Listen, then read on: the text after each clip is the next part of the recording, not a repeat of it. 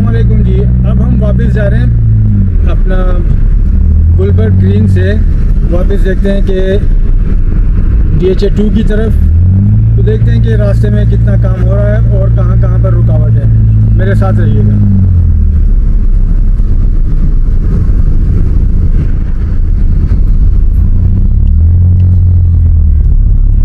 तो जनाब ये लोही बीर की तरफ हम हैं और यहाँ पर डिवाइडर लगाकर एक ही रोड को दो हिस्सों में तकसीम किया गया है। इसका मतलब है कि जो PWD की तरफ रास्ता है वो अभी बन रहा है, आप देख सकते हैं।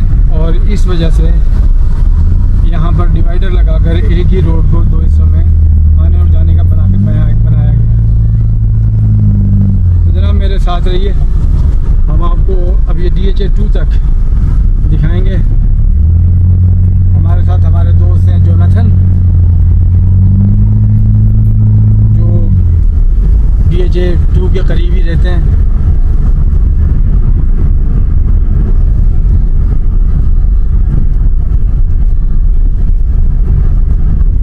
ये आप देखें सुआ गार्डन की एग्जिट है।